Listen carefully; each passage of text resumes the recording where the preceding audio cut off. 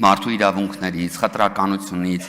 եւ մնացածից խոսելուց նախ առաջին հերթին պետքա դուք մանտրայի պես կրկնեք, թե ով է ձեր առաջնորդը։ Ճիշտ է, առայժմ դեռ պարզ չի, թե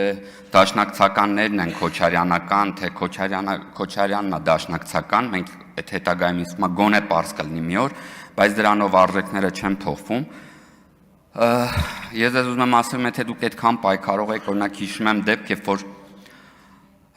Ռուբեն Հայրապետյանի ռեստորանում սպանվեց ռազմական կարծեմ բժիշկը, քաղաքասարակությունը հասավ նրան, որ Ռուբեն Հայրապետյանը մանդատը վայր դրեց, այդ ձեր սիրած Սերժի օրոք էր, երբ որ սպանվեց ձեր կուսակցական ընկերը, այդ ձեր պայքարի արդյունքում ինչի հասակ, թե Ռոբերտ Քոչարյանի օրոք մի քիչ ավելի դժվար էր ու ոչինչի հասնել հնարավոր չէր։ Երբ որ խոսում եք խտրականությունից, երբ որ խոսում եք թիրախավորումից, ես ուզում եմ ձեզ հիշեցնել, որ թիրախավորումն ու խտրականությունը երևի զբաղացնում են ձեր սիրելի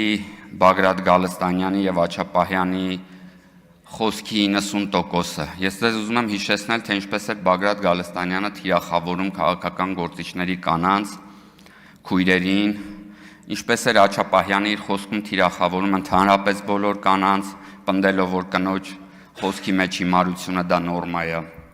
այսինքն կնոջ դեպքում հիմարությունը ասելը դա նորմա է։